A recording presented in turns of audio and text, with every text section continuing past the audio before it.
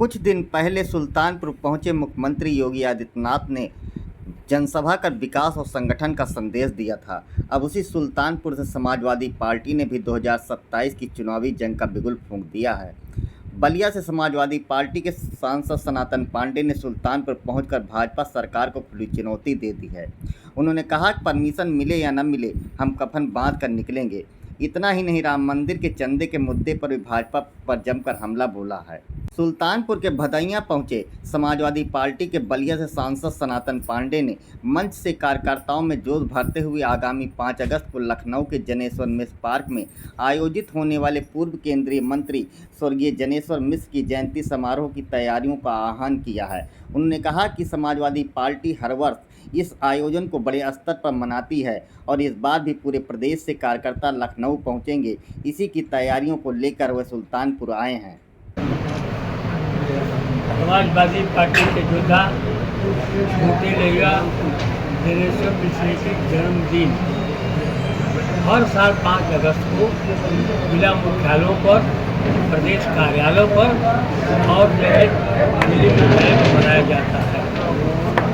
इस बार जो है ये सामने आ गया धीरे धीरे, क्योंकि 12 वर्ष सरकार पिछले के बाद ये कभी भी कहीं समाजवाद में कुशल है, नहीं को लोकतांत्रिक व्यवस्थाओं में विश्वास है, नहीं भारत के संविधान पर चलने वाले लोग।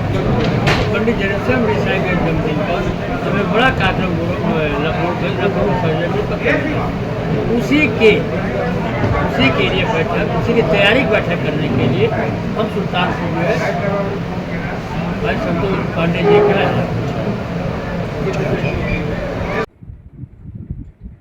कार्यक्रम की अनुमति को लेकर पूछे गए सवाल पर सांसद का अंदाज बेहद आक्रामक नजर आया। उन्होंने कहा कि यदि सरकार अनुमति नहीं भी देती है तो समाजवादी पार्टी पीछे हटने वाली नहीं है।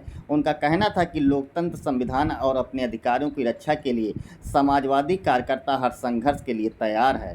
परमिशन नहीं मिली है तो जनेश्वर मिश्र उसकी जगह मंगल पांडे के औलाद है। मंगल पांडे कहाँ से परमिशन मिला था? अब देश को बचाना है, लोकतंत्र को बचाना है, भारत के संविधान को बचाना है, तो उनकी गरज पड़ेगी तो देंगे, और नहीं तो हम लोग चल दिए।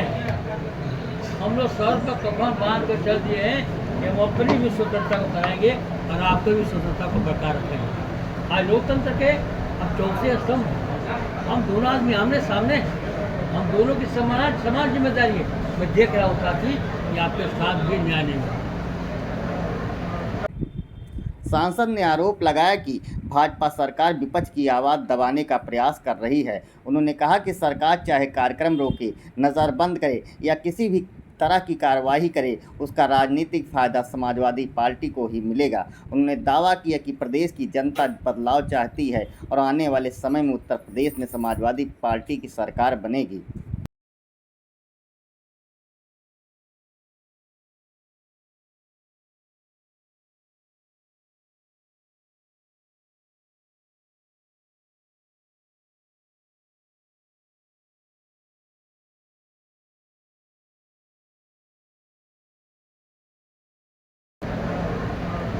वही तो हम कह रहे हैं कि अगर जनेश्वर मिश्रा पार्क में जनेश्वर जी की जयंती नहीं मनाई जाएगी तो कहाँ मनाएंगे आप? अब उनका कहना है, सरकार कहना है कि आप आइए, उनके मूर्ति पर माल्यार्पण कर लीजिए और आप चलेंगे। जैसे आपने कहा भारी संख्या में भीड़ एकत्रित होगी वहाँ, तो जैसे मुख्यमंत्री जी आए थे यहाँ सुल्तानपुर में और लोगों को हाउस अरेस्ट किया गया था, और विशेष तौर से देखा जाए कि उसमें किसान यूनियन के लोग थे, सपा के लोग थे, तो उस संदर्भ में आप क्या कहेंगे? उत्तर प्रदेश सरकार जो भी कदम उठाएगी वो सब कदम उसका हमारे पक्ष में, रोक लेगी तो ही पक्ष में, घर पर अरेस्ट कर लेगी तो ही पक्ष में, जाने देगी वही पक्ष में, न करने देगी वो भी, सब कुछ है। मामला उल्टा पड़ गया भारतीय जनता पार्टी जो है अब इस मामले पर किन तक विमूढ़ होगी। जो भी करेगी भारतीय जनता पार्टी वो हमारे लिए करेगी, हमारे पक्ष में करेगी। आने वाले दिनों में समाजवादी पार्टी की सरकार बनेगी, उसके लिए करेगी। हो सकता है जिसके पीछे जो है इन्होंने कोई अंदरूनी मामला चल रहा है, केंद्र प्रदेश के बीच कोई अंदरूनी मामला चल रहा है। लेकिन मोड़ पर पहुंचने के बाद कोई कदम होगा तो भारत भारत के संविधान भारत की कानूनी व्यवस्था के खिलाफ होगा तो ये कार्यक्रम जरूर है। राम मंदिर निर्माण के लिए जुटाए गए चंदे को लेकर भी सनातन पांडे ने भाजपा पर निशाना साधा है। उन्होंने कहा कि भगवान श्री राम के मंदिर के लिए देश और दुनिया भर के करोड़ों श्रद्धालुओं ने अपनी आस्था से दान किया था। यह किसी एक राजनीतिक दल का नहीं बल्कि पूरे समाज के श्रद्धा का प्रतीक है। उन्होंने कहा कि भारतीय संस्कृति में दान देने वाले की नियत पर सवाल नहीं उठाया जाता। यदि किसी ने उस धन का दुरुपयोग किया है तो उसकी जिम्मेदारी दान देने वालों की नहीं बल्कि उसका उपयोग करने वालों की है। वोट था उनका धन दुरुपयोग से सतीश महाना जी ने विधानसभा अध्यक्ष का एक बयान आया है कि जिनकी श्रद्धा अच्छी नहीं थी उन्हीं का धन राम मंदिर से चुरी। ऐसा है कि विधानसभा हमारे अध्यक्ष हैं, काफ़ी पढ़े लिखे हैं, विद्वान हैं, संस्कृति के प्रतीक है, उनके साथ भी मैं मिले। अब जो है अगर चुने हुए लोग सिर्फ एंड सिर्फ जो है उन्हीं की भाषा को बोलेंगे, निश्चित मैं मानता हूँ कि आपको मत दान हमसे आप मांग रहे हैं। हमारे धर्मों में सिखाया गया है दान को जो है उसमें जो है उसका जो है तो उसको जो है समझाया गया है कि आप दान मांग रहे हैं तो हमारा फर्ज बनता है कि आप कोरी हो चाहे न हो, आप विकलांग हो चाहे न हो, आपकी आवश्यकता हो चाहे न हो, अगर दान मांग रहे हैं तो हमारी शास्त्रीय संस्कार संस्कृति में सिखाया गया है उसको आपको दान दे देना चाहिए। वो दान को कहाँ लगाता है, वो दान लेने वाला आदमी वो शराब की भट्टी पर खर्च करता है, दान वाला लेने वाला आदमी बेचारे कोठे पर जाता है, इससे दान देने वाला कोई मतलब नहीं। हमने तो आस्था के साथ दान दिया था कि भगवान राम हमारे आस्था के प्रतीक है, भगवान का मंदिर बनेगा, हमने तो आस्था पर दान देने का और आस्था के साथ हमारे साथ नहीं। आप भी अपने पूजा से पूछ लीजिएगा कि अगर कोई चंदा मांगने होगा वो भी अपने कमजोर खेती से को देने का ये होगा। भारत की जो है आज 150 करोड़ की आबादी चाहे हिंदुस्तान रहती हो या हिंदुस्तान के बाहर रहती हो, सभी लोगों ने चंदा दिया है और चंदा देकर के अपने हाथ में सबसे बड़ी बात साथी है कि हमारे को कोई आपत्ति विपत्ति पड़ती है तो भगवान राम का नाम लेते हैं, भगवान कृष्ण का नाम लेते हैं, महादेव का नाम लेते हैं। अब हमारे जब ये चीज़ जो है अगर साबित नहीं हुई चोरी किसने किया और जेल के शराबों के पीछे नहीं गया तो आपका भी विश्वास भगवान राम से बढ़ जाएगा और आप कल कहने लगेंगे कि अगर भगवान अपनी रक्षा नहीं कर सके अपने पूंजी को नहीं बचा सके तो हमारे दुख को कैसे दूर करेंगे, ये आस्था का प्रश्न खड़ा हो गया।